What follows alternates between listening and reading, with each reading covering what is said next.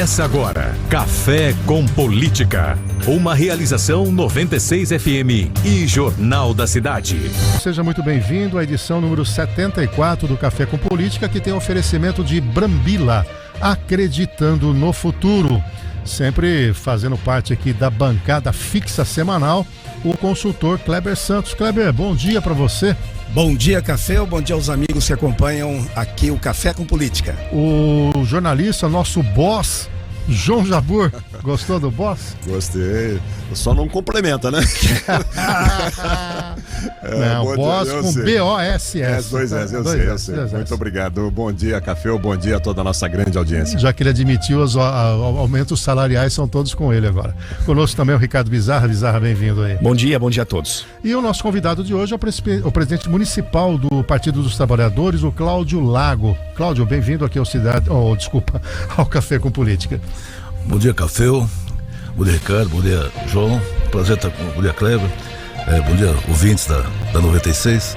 É um prazer estar aqui e gostaria de agradecer vocês por esse papo aqui que a gente vai ter aqui, pelo convite. Muito obrigado. Ô Cláudio, fala um pouquinho aí da sua trajetória junto ao PT. Bom, eu tenho, se eu for colocar bem resumidamente, leva 3 dias, né? Mas a gente começou no partido lá atrás, no começo, na década de 80. E eu tive uma passagem para o Bauru, depois eu entrei no Banco do Brasil em Cuiabá e lá eu fui da direção estadual do PT com 20 anos. Aí em 84 eu volto para Bauru e a gente montou uma oposição nos bancários que naquela época nós estávamos criando a CUT, eu sou fundador da CUT, aí nós começamos aquele novo sindicalismo que gerou a CUT e gerou esse novo sindicalismo na época, e o Sindicato dos Bancários de Bauru teve uma participação importante nisso. E junto com isso a gente também estava no Partido dos Trabalhadores. Aí já em 86 eu fui candidato a deputado estadual pelo PT, né? Na época, em 88, o nosso grupo, o meu irmão foi candidato a prefeito, na verdade não foi eu, foi o Paulo, que foi candidato a prefeito, e a gente teve... Então a gente vem desse período marcando uma trajetória do partido que a gente chama de um pessoal mais autêntico do partido, fundador. Eu fiquei um período afastado, não da militância, mas afastado da burocracia do PT, ou da organização do PT. E depois quando veio, a gente sentiu naquele período de 2014, 2015, que poderia ter o golpe, que a gente considera o golpe da derrubada da Dilma, a gente voltou mais ativamente e teve reação. Aí teve todo o processo do Lula preso e tal, quando a gente reorganizou no PT, voltou e em 2019 nós montamos uma chapa em Bauru e na qual fui eleito presidente do PT. E estamos ativos novamente. Sempre PT então, né? Sempre PT. Isso, uma vez PT, sempre PT, como diz o Flamengo, né? Não, é que às vezes não. O Roque, por exemplo, num determinado momento foi pro PSTU, né? Não, ele foi pro... No final ele, acho que em 2020, né, que ele se afastou do PT e foi pro PSOL. PSOL, né? Mas quando ele faleceu, ele estava afiliado ao PSOL, né? Ele era o PSOL. O PT, aproveitando o Café nos anos 80, teve 2 vereadores simultaneamente, né? Foi um partido Bauru, uma cidade onde o partido foi forte nos anos 80. Depois... Batata e Roque? Não, foi na época, foi o Peninha e o Isaías Daibem, né? É verdade, Peninha e Isaías. O Batata e o Roque vieram depois, né? Depois aí, e a Estela que tem sempre representado o partido, né? Recentemente. Isso que o João está falando, que quando o PT surgiu naquelas greves do metalúrgico ABC, começou a se organizar no começo de 80, Bauru foi a primeira cidade, primeiros vereadores afiliados do PT foi Bauru, que era o Peninha e o Isaías. Aí depois teve o grupo do Tuga, tal, que houve uma mudança, eles foram pro grupo do Tuga e não se mantiveram no PT, né? Eles foram pro PMDB na época. Mas foi uma da primeira cidade que teve vereador do PT no começo de 80. O Lago, há uma leitura, né, do ponto de vista de que o PT sempre se opôs ao PSDB. Nas disputas majoritárias no Estado, na União, e que, de certa maneira, ao final, o PSDB, que tem muitos membros originários desse movimento da esquerda, né? Fernando Henrique, o Serra, tantos outros que tiveram, inclusive Asilo e tudo mais, isso ficava um pouco mais tranquilo pós-eleição. Como é que você viu essa ruptura desse modelo com vamos dizer, não digo consolidação, mas uma tendência de consolidação de uma direita brasileira um pouco mais extremada, alguns de centro-direita e outros indo por uma direita mais extremada. Como é que você vê essa mudança? Você vê como positivo, tirando a polarização e, né, os embates, essa marcação de território para que o eleitor identifique efetivamente o espectro político de cada um? Nós fomos, quando estava falando, a gente começou na década de 80. Na década de 80 a gente também tinha uma ditadura. Para mim tem uma certa similaridade com esse momento agora. Naquela época também a gente tinha um bloco de democratas tentando a democracia. E nesse bloco não estava só o PT ou só as esquerdas. Também tinha o centro-direita, a direita democrática também estava na disputa para derrubar a ditadura e criar uma democracia. Eu considero que em 88 nós fizemos uma constituinte. O que é uma constituinte? É um acordão de convivência. Ora, eu sou privilegiado, ora você, mas a gente mantém as instituições e mantém o jogo sendo jogado dentro daquele acordão. O que a gente viu aqui, na minha opinião, é que um setor bolsonarista, acho que não todo ele, mas um setor bolsonarista estava jogando fora disso e tentando romper esse acordo de 88. E a gente viu isso no final, depois, no pós-eleição, o não reconhecimento das urnas e principalmente no 8 de janeiro. Então, esse tipo de convivência, eu acho que ele prejudica a gente criar um pacto social de crescimento. Divergência nós vamos sempre ter. É como caminhar, não tem problema. Estrategicamente nós temos acho que acordo que o Brasil tem que crescer, tem que distribuir renda, tem que melhorar a estrutura, tem que melhorar a vida do povo. E eu acho que um setor desse aqui, ele perdeu um pouco disso. Eu acho que é esse que é o problema. Eu acho que não é nem todo o bolsonarismo, inclusive. Eu acho que tem um setor do bolsonarista que joga dentro do campo democrático, que está convivendo, e a gente está vendo até no Congresso que tem algumas polêmicas, que tem setores que eram bolsonaristas, mas que estão junto com o governo. De certa ordem, já passo a palavra para os colegas, é o que era mais ou menos o pacto americano também, né? Entre democratas e republicanos, né? Sempre, uma vez eleito, aceito e vamos para a próxima, né? Mais ou menos isso que você está colocando. Eu acho que é um acordo de convivência pacífica com as divergências. Nós temos as divergências. Agora, como é que a gente. Onde que a gente tem a divergência? Vai ser no golpismo? Vai ser mudando as instituições? Não. A gente tem os fóruns que decidem isso. A discussão pode ser no Congresso, pode ser no Parlamento, ou se não tem, se tem o Judiciário que define, mas você tem as instituições ou os mecanismos pré-estabelecidos. Quando você tem isso, você tem uma convivência. Essa convivência, então quando se diz assim, vocês brigavam com o PSDB, a gente costuma dizer que a gente era adversário, mas a gente não era inimigo, porque ao que acabava a eleição, São Paulo, vamos pegar, o Lula foi presidente, São Paulo era o PSDB, sentava-se todo mundo e vamos discutir o estado de São Paulo. Porque não é porque a disputa partidária, na minha opinião, eu acho que fica no final, acaba a eleição, nós temos que discutir como governar, seja quais partidos sejam que venceram as eleições, né? São 7h41, você está acompanhando aqui o Café com Política, hoje tendo como convidado o presidente municipal do PT, Cláudio Lago. E eu quero agradecer aqui a Metropolitan Restaurante. Além do café, olha que bolo bonito, é uma homenagem aqui ao aniversário do Bizarra dessa semana. Maravilha, rapaz. Fez o aniversário agora, dia 31. Mazieiro, obrigado, meninas do Metropolitan. Aí para que hoje pudéssemos comemorar. Pode ser hoje também. Aniversário do Noroeste, não é isso? E também. Esse vermelhinho aí é para ele também. O detalhe, o moranguinho do Noroeste. Eu vou pôr o Corinthians aí também, porque é aniversário do Corinthians hoje. Opa, começa a apelar, não começa a apelar. Mas parabéns ao Corinthians também. Muito bem, agradecendo então a parceria com o Metropolitan, o café também está uma delícia. Kleber, a sua pergunta, a sua participação. Com muita reverência quando falo do Corinthians aqui. Tá vendo? Viu, Café? Tá vendo a cara do café? O que nos separa é o Cláudio Lago. Por quê? Ele é vermelho. Só falta o vermelho para o Corinthians virar os tricolor. A maquininha vermelha, viu? Mas o Lago é uma reserva política. Em quantos anos? Que história? Conheço há muito tempo. Sempre, é muito tempo, né, Lago? Desde o começo de 80, né? Mas, ô Kleber, só que vocês começaram a falar de futebol, eu tinha combinado com o João que futebol não entraria na conversa. Nem religião, nem religião, porque não discute política, religião. Eu sou São Paulino, né? Então hoje não é dia de discutir futebol. Aliás, hoje não tá bom o dia, né? 2 São Paulinos, um palmeirense e 2 corintianos.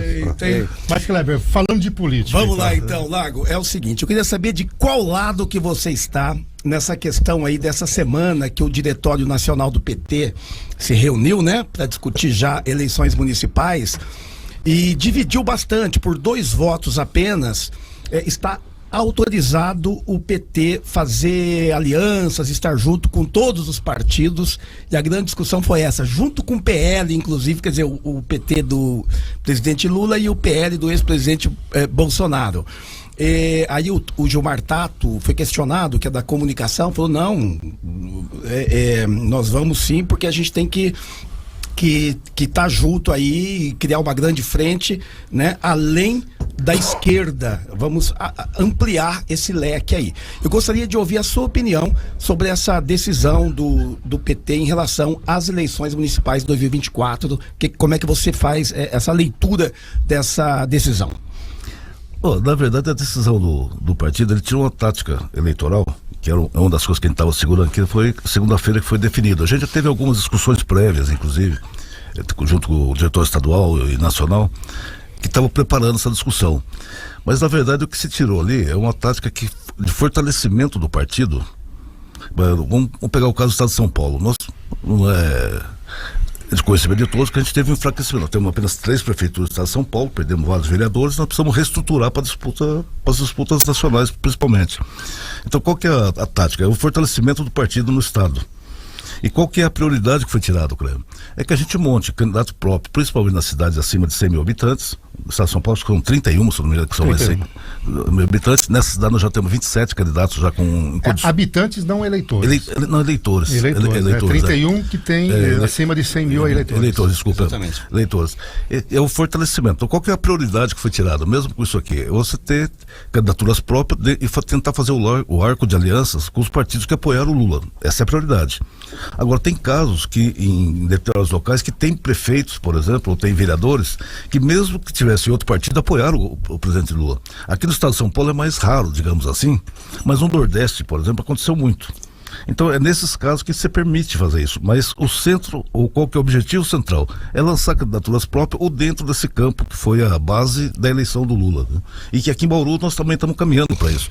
Aqui, como a gente está num processo de recomposição, nós tivemos a eleição do PED há 4 anos e teríamos agora a nova eleição. Com a eleição do presidente Lula, se prorrogou por mais 2 anos o mandato. A gente está numa recomposição e estava aguardando essa resolução. Mas aqui também nós estamos caminhando dentro o majoritário, apesar de não ter definido ainda em encontro, mas a definição aqui é lançamento de candidatura própria e tentar trabalhar dentro desse arco de aliança que foi os partidos progressistas que apoiaram o presidente Lula na eleição passada, né? Eu vi também na discussão, principalmente cidade pequenininha, cidade muito pequena, ela tem uma questão. Às vezes não tem muito partido, na verdade são as pessoas, né? Partido, eu já vi PC do B enfim, não tem muito isso. A minha pergunta para você é que houve um questionamento também nesse encontro, que a questão da cidade bem pequena, que pelo que eu entendi, pode fazer o PT pode caminhar com o PL, só não com aquele bolsonarista raiz. Aí a cidade pequena está dizendo, não, mas na cidade pequenininha tem muito disso. Gente que foi com e foi por ir, mas nesse momento, para a eleição municipal, é outra história. Cidade bem pequena, está acontecendo muito isso. Como é que você vê isso? Você acha que isso vai dar para contornar também, cidade pequena? A cidade pequena, geralmente, como você falou, não é partidária, é muito pessoal. Mas essa discussão ela é feita. Como é que a gente encaminha isso a nível geral? Você tem uma cidade pequena, esse leva para discussão estadual para que não haja também. Porque, como você está colocando, vamos fazer aliança com o PL. Não é bem assim. Se você tem numa cidade específica, a gente senta, discute e vê o caso específico daquela cidade. Então não vai ter. O que o diretor nacional tirou é que em determinados casos você pode fazer. Não é que pode fazer. Aqui tem uma diferença. Então, em determinado caso, você tem uma prefeitura que o prefeito, apesar de ser do PL, ele é um cara mais democrático e sempre esteve junto. E se tem isso aqui é possível, então senta a direção estadual e analisa aquele caso. Porque tem nesses casos aqui, vou te falar uma outra coisa que é um problema para a gente administrar. Quando você sabe disso, na hora que assume o governo federal, muita gente vem para pegar o trem andando.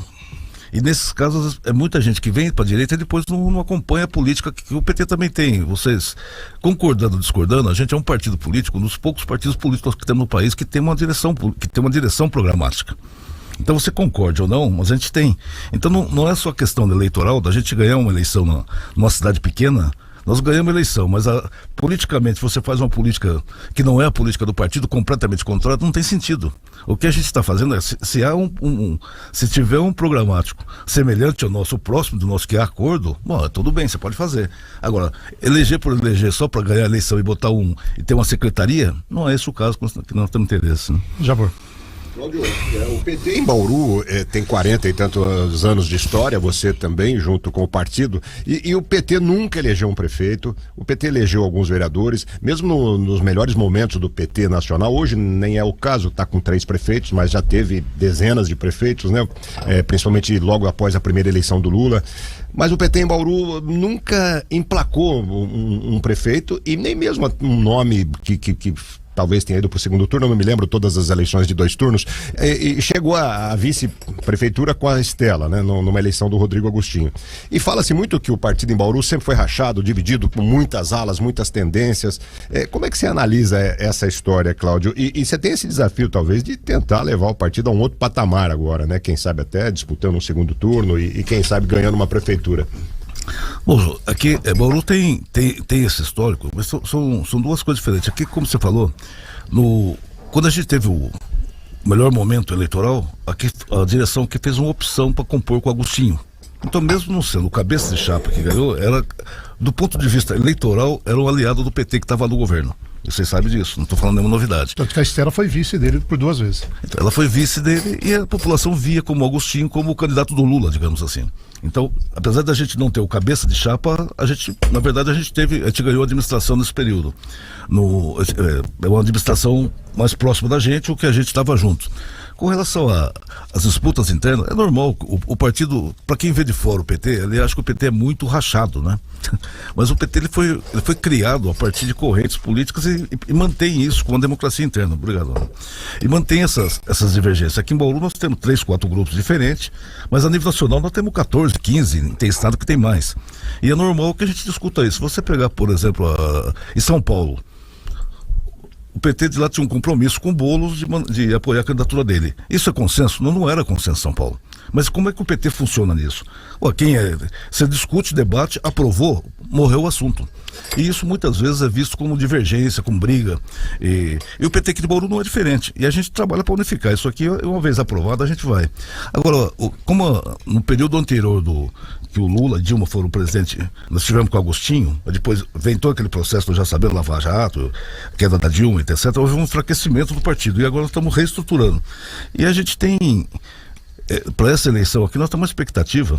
Eu não sei se vocês vão entrar mais para frente nessa pesquisa que foi divulgada, por exemplo, sim, aqui, para não antecipar.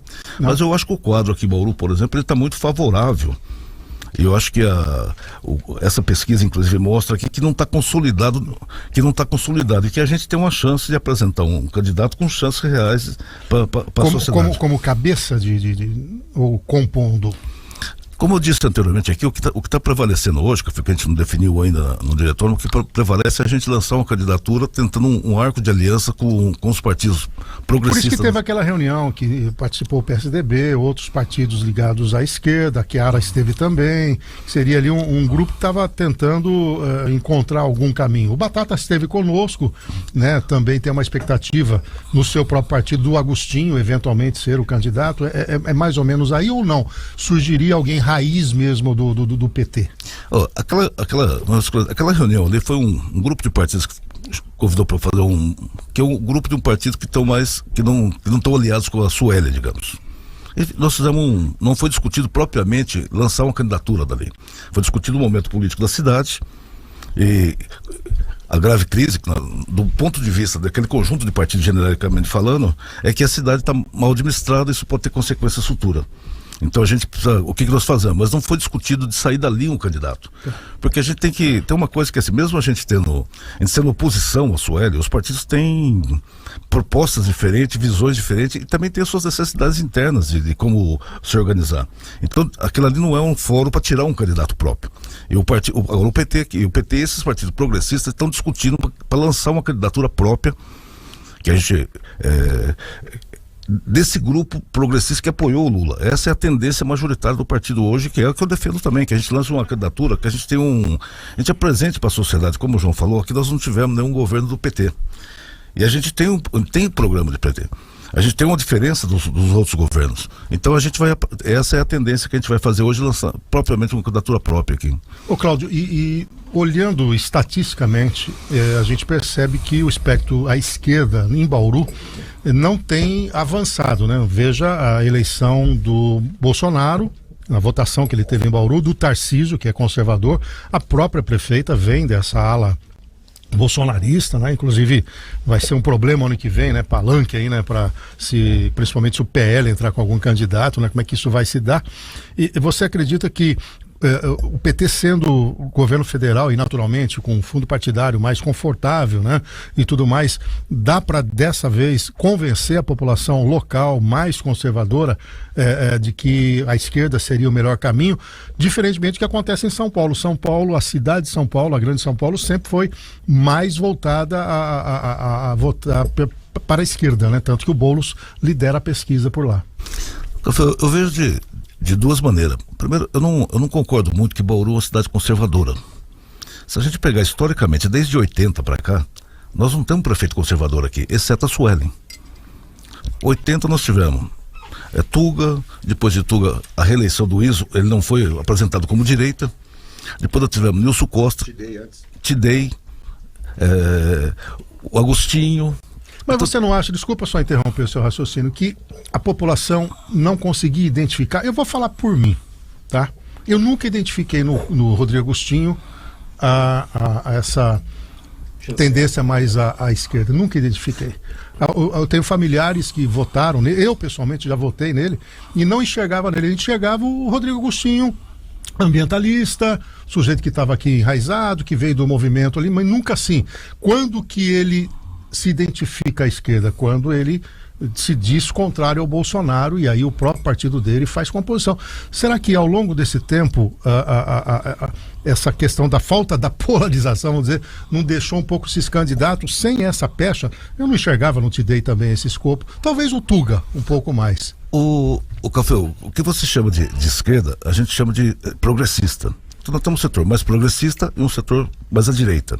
Então o Agostinho se encaixa assim nesse perfil, no setor mais progressista. Então se você for pegar a administração dele, você tem vários avanços do ponto de vista progressista, que é priorizar conselhos. Se você for pegar a questão de direitos humanos nas escolas municipais aqui de Bauru, por exemplo, o estudo disso aqui é um dos marcos que levou para outras cidades. Esse tipo de coisa que nós não vemos no governo mais à direita, no caso da Sueli. Então ele é progressista assim. Então, a população acho que entende assim. Pode ser que um ou outro não entenda, mas então nós tivemos. O que nós tivemos em 2018 é um movimento, não só, acho que não é só brasileiro, inclusive tem internacional, de que houve essa direita e principalmente um setor mais com viés conservador.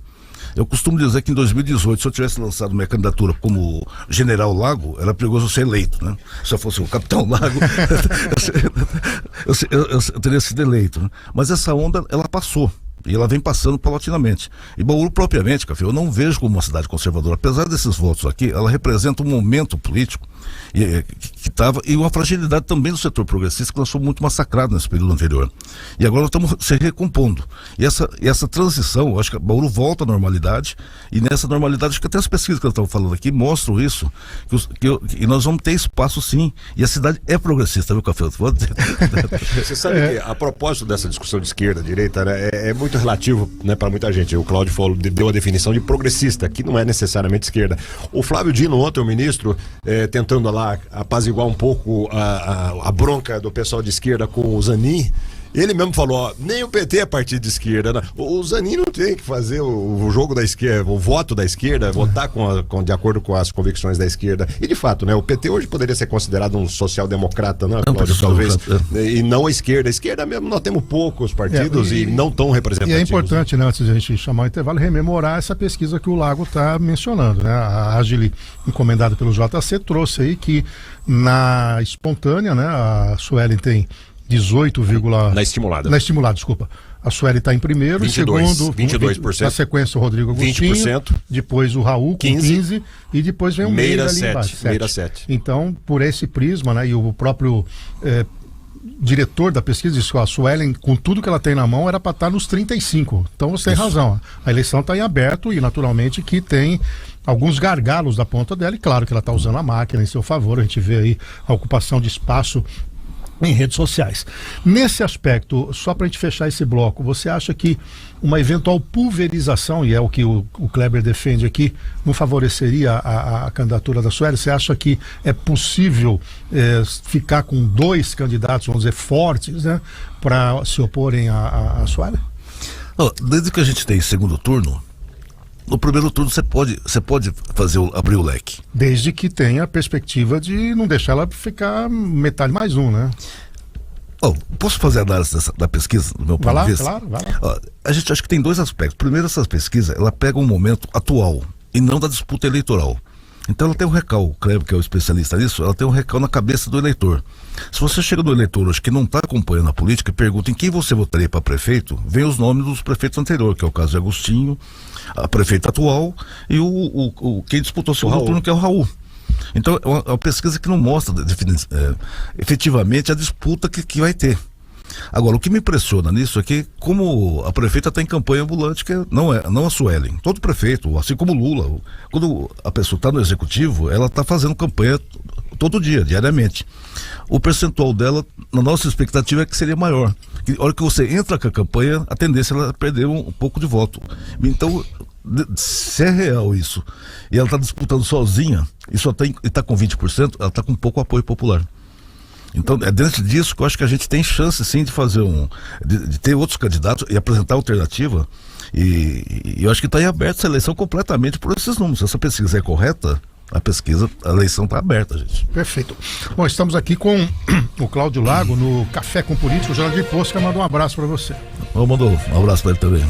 Posca tá em todas, hein? Ei, Posca! Nós vamos fazer um rápido intervalo comercial. Na sequência vamos falar um pouco também. Tem uma reforma aí possível, né, das eleições, já uma reforma política que pode até entrar em vigência já na eleição seguinte, daria tempo, né?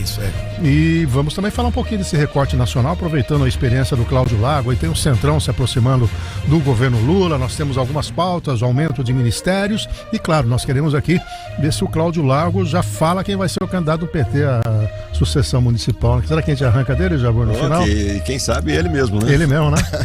Ué, um bom nome, né? Com essa história bom toda. Nome, não, tá num ponto ideal. Tá com quantos anos, ô Lago? 62. Uma bela idade. Bela idade, maravilhosa. Mas eu tenho uma tradição. Você é de 1961? 61. Que ano maravilhoso. Eu, Jabur e você. É uma safra boa. E o Kleber que não fala de jeito nenhum, né?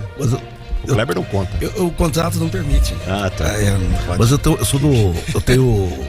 Meu pai tem 93 anos, completamente saudável, lúcido. Você tem lenha pra queimar. Tem mais 30 anos pra queimar ainda, né? Vamos lá então, vamos por rápido Segue intervalo. Segue o pai. Rápido intervalo comercial, na sequência mais Café com Política pra você aqui.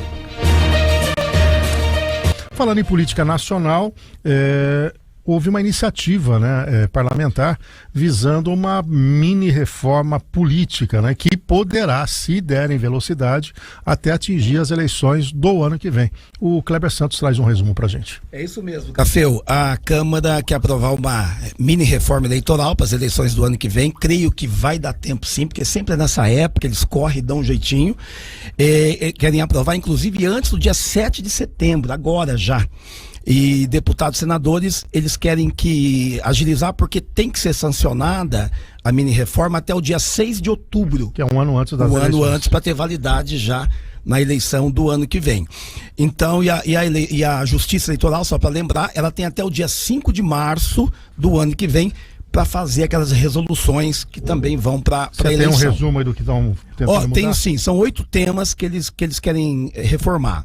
Federação partidária, prestação de conta, propaganda eleitoral, regras do sistema eleitoral, registro de candidatura, financiamento de campanha, inelegibilidade e violência política contra a mulher. Nesse bloco, eles também têm um outro assunto que eles deverão colocar, que é tentar proibir militar a se candidatar, no caso do Exército Brasileiro ou das Forças Armadas. Então, teria que se afastar definitivamente. Definitivamente, ganhou ou perdeu, não volta mais. E isso não atinge a Polícia Militar, seria especificamente para o Exército e para as Forças Armadas. E pelo que eu entendi, me parece que os comandantes das forças também estão querendo que realmente aconteça isso para não politizar mais as Forças Armadas. E eles falam também de cotas não só para a candidatura de mulher, mas cota nas câmaras municipais. Ou seja, você teria que necessariamente, seria assim, você tem 20 vagas, seriam reservadas parte para mulheres. Necessariamente teriam que ser eleitas mulheres, ou seja, você dividiria os votos masculinos, né? Com o que sobrasse. Fazer dois quocientes eleitorais. Dois quocientes eleitorais. Um para o núcleo feminino e o outro estaria também nesse projeto aí, que iria além das cotas. Como é que você vê isso, Cláudio Lago?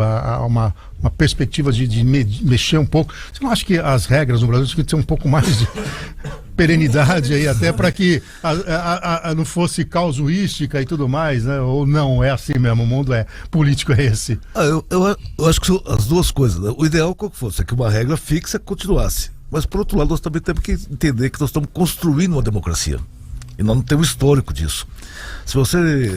Eu era bancário no começo de 80. No começo de 80, a gente tinha que botar um funcionário lá para coordenar fila. Porque as pessoas não respeitavam fila. Com o tempo, isso você não precisa mais, que a própria sociedade incorporou que é um direito à fila e ninguém pode passar na frente. Então, eu vejo com isso tudo como um processo de consolidação da democracia. E isso vai alterar. Agora, mudança com os juízes para lá e para cá, isso é meio natural desse período, e tem umas que melhoram e outras não, né? Mas o que o Kleber está colocando aqui, no via de regra, não muda a essência são mudanças. Parte delas são mudanças burocráticas. Nas últimas eleições, as prestações de contas foram muito rígidas. Se você pegar, e como foram muitos candidatos, teve essa alteração que você não pode mais fazer coligação. Com isso, houve um aumento de candidaturas, principalmente para vereador. Então, e muitos vereadores não prestaram conta por falta de condição financeira. Então, que é o custo disso aí, às vezes as pessoas acham que vem muito dinheiro do fundo eleitoral, do fundo partidário, na verdade, para as eleições.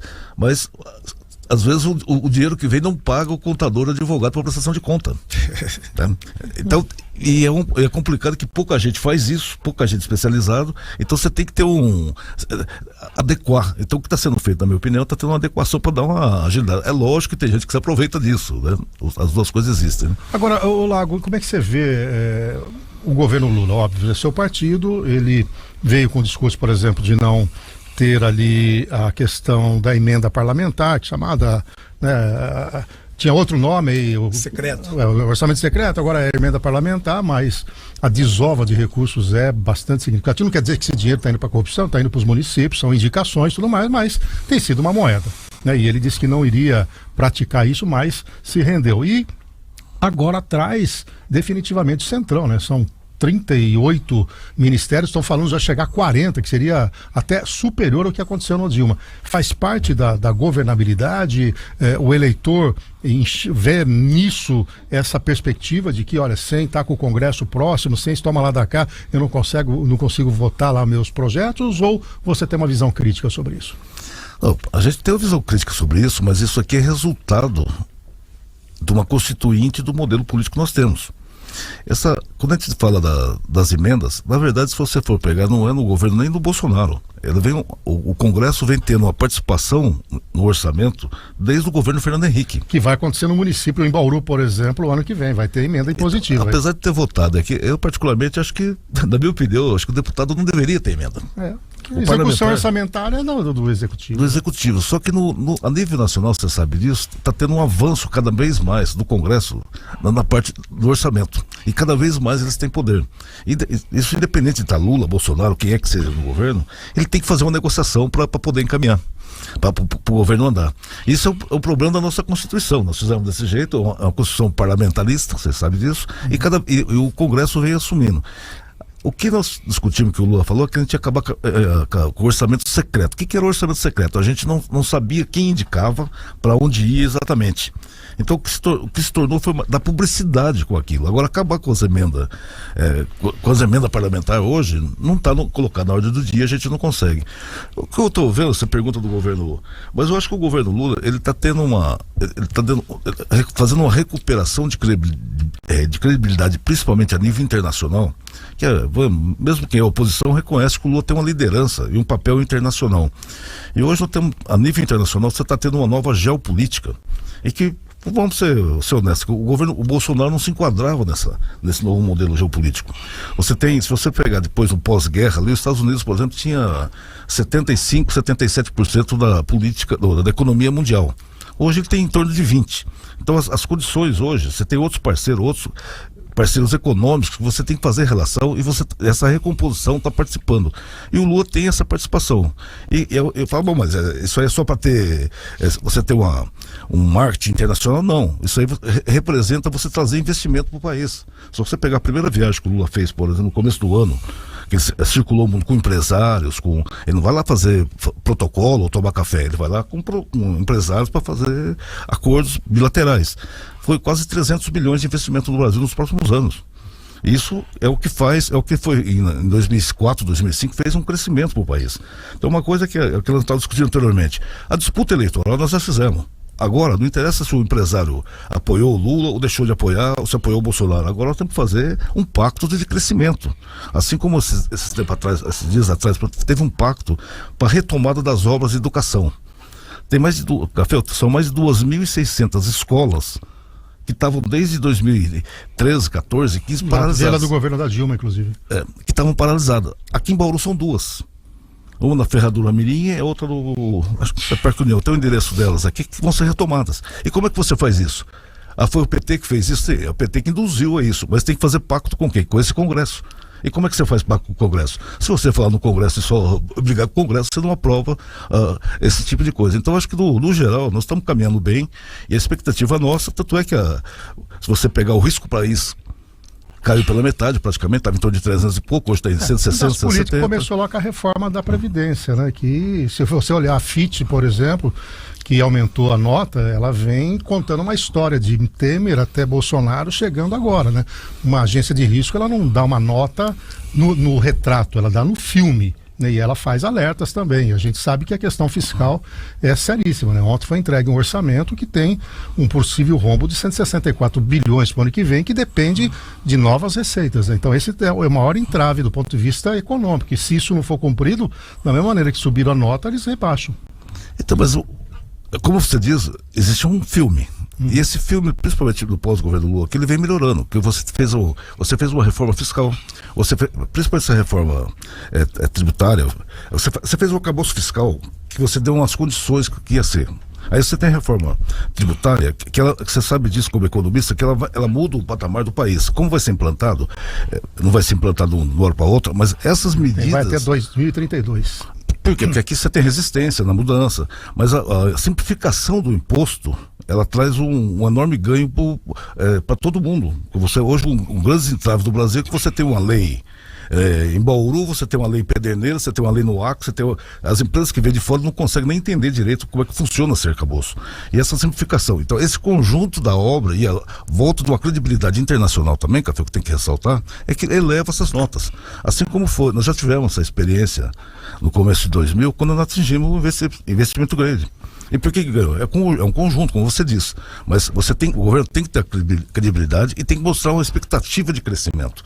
E se você for pegar a nível de crescimento, nós começamos o ano com quanto expectativa? 0,8, 0,9. Casa de pouco menos de 1%. Agora está em 2,3% aproximadamente. O governo fala em 2,5%. O ano que vem 1,3%. Se você pegar o BOF, o Banco Americano, lá está prevendo 3%. Então, ou seja, você está tendo uma expectativa de cada vez melhorar. E não, se a expectativa fosse 3%, caísse para 1%. O problema está no ano que vem. O ano que vem o mercado já joga para mais próximo de 1, né? Não sustentaria um crescimento de 2,5, 2,8. Mas, de qualquer maneira, é um indicador importante e óbvio que à medida que você tem um ambiente, e aí eu acho que não depende do PT e do governo, a insegurança jurídica eu acho que tem sido a maior entrave para os investimentos, né? Eu tenho convivido com muitos empresários, pessoal do agro e tudo mais, e sempre eles colocam, olha, o investimento mais contundente que eu poderia pôr, eu tenho receio, porque aquela frase que até o passado nosso está incerto, tem dado a tônica de risco, né? E nós sabemos, né, que quem investe é uma relação de risco-retorno, né? Então, se você está num ambiente de risco, você segura, né? Então, a questão jurídica é uma questão muito pesada hoje para você ter um aporte mais forte, inclusive até por atração do capital estrangeiro. Então isso é verdade, Café, mas tem acho que hoje o que está segurando bastante é a possível crise do ano que vem, não no Brasil. Essa alta de juros, os Estados Unidos não permite uma alta de juros nessa ordem de 5%, 6%. Eles estão no limite do aumento de juro. Então você já tem hoje lá mais de 20 bancos com problemas de crédito. E isso você não sabe se vai ser resolvido ou se vai ter uma quebradeira generalizada de banco. É um risco sistêmico ali. Se você pega a China está com problemas imobiliários. Você sabe, 300 bi de dívida da segunda maior empresa nesse segmento lá. Então tem o que impede hoje você ter uma expectativa de otimismo para o ano que vem, mais forte, não é propriamente o Brasil. Mas se você tem uma crise na China ou você tem uma crise mais forte nos Estados Unidos, isso é claro que vai reflete internamente. Só para trazer números do Fundo Monetário Internacional, prevê o ano que vem um crescimento médio mundial de 3%. O histórico é de 3,8% a 4%. E aí China e Estados Unidos têm um peso grande porque são as duas maiores economias, na média ponderada, isso puxa para baixo. Jabor, a sua pergunta. Ainda na linha de Lula, né, e das diferenças entre Lula, pessoa, o líder carismático, e o PT, e mesmo a opinião do campo mais progressista. Em relação à política internacional ainda, Cláudio, o Lula começou o ano, assim, radical, entre aspas, né? Fazendo crítica aos Estados Unidos, adulando um pouquinho lá o Maduro, e assim, dando uma ideia de que a política externa brasileira seria mais alinhada a outros blocos, não tanto aos blocos que tradicionalmente o país se alinha. Confirmado agora no BRICS, né? Exato, o BRICS. O que você entende disso? Claro que não é só um diletantismo do Lula, uma preferência pessoal, porque acho que ele tem a capacidade suficiente de entender que ele está governando um país e que ele... Qual seria a estratégia aí? Para onde o país caminha em termos internacionais de fato? Tentando, sei lá, esvaziar um pouco o absolutismo do poder americano, que já não é tanto mais, como você mesmo colocou agora há pouco, reforçar o bloco, mesmo a questão da guerra lá da Ucrânia, a posição do Lula foi criticada, até mesmo internamente no PT, muita gente não gostou. Como é que você vê tudo isso? Eu vejo que aqui tradicionalmente tem uma cultura de adulação ou de submissão aos americanos. E hoje, na minha opinião, o que o Lula faz, ele tem uma, não vou dizer neutralidade, mas ele caminha sem ter um viés pró-americano, só pró-americano, e deixar aberto. Quando você fala, por exemplo, da Venezuela, o Lula, o que ele está fazendo ali é a mesma coisa com outros países. Os países têm que resolver o seu problema internamente, a gente não tem de fora que intervir.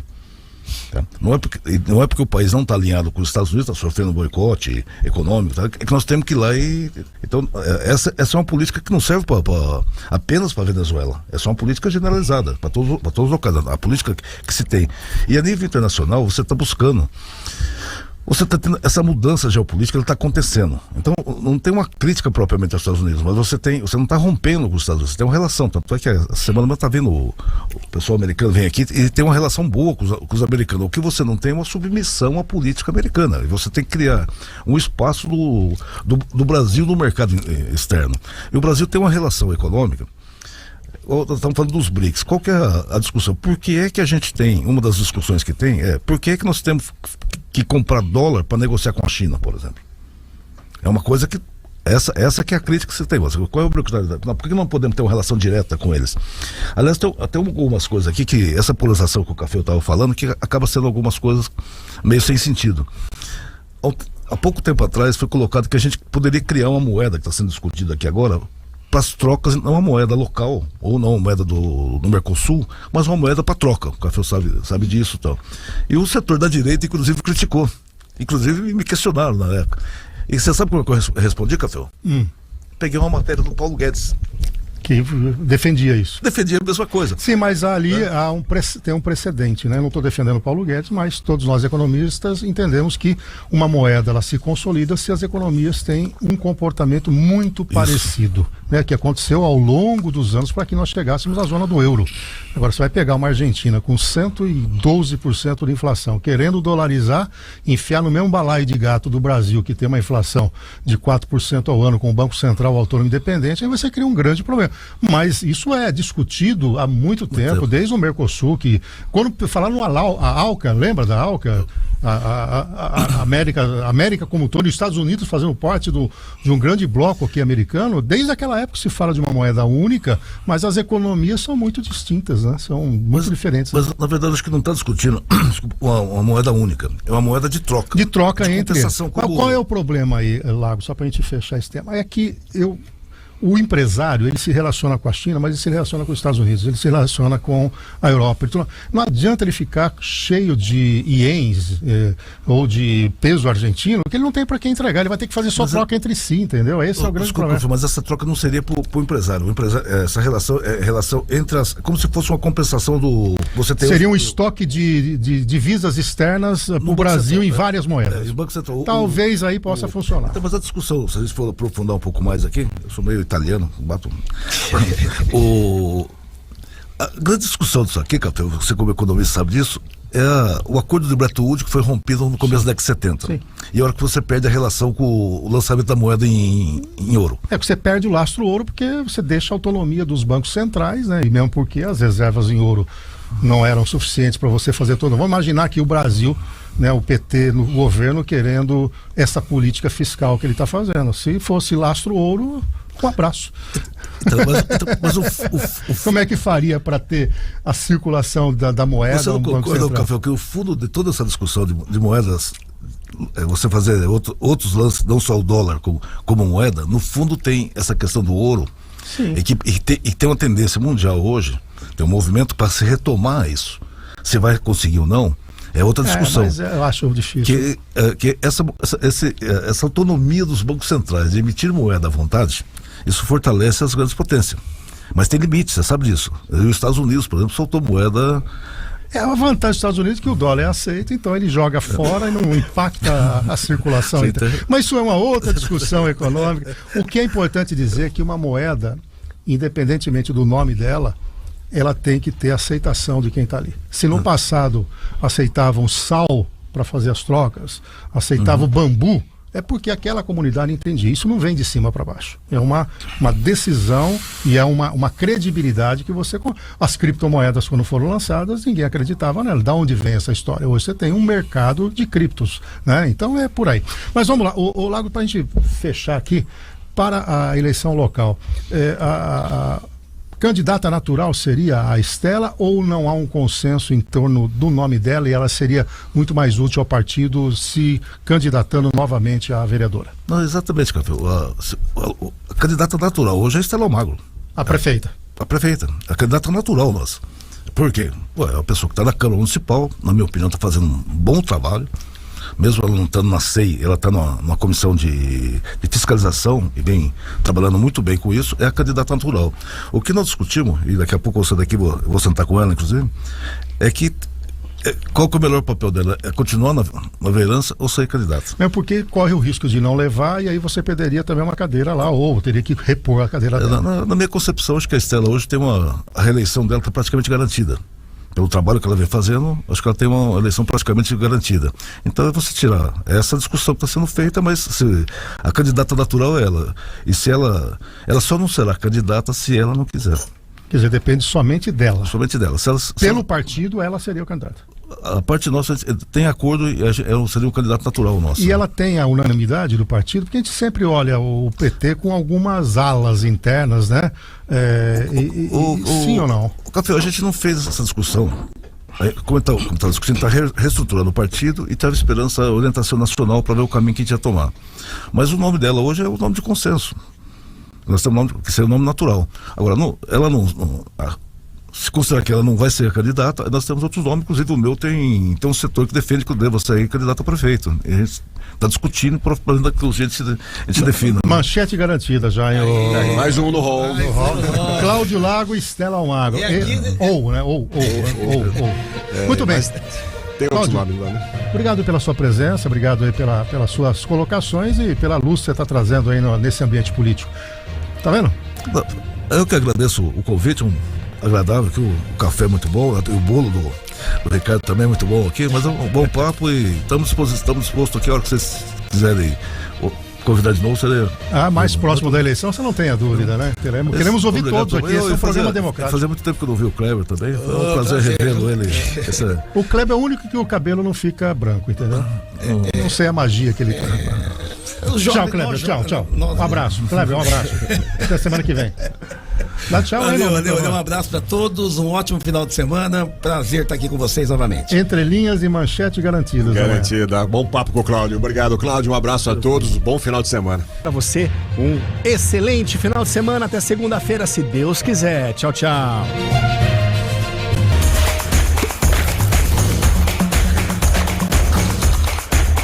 Café com Política. Oferecimento Brambila. Acreditando no futuro.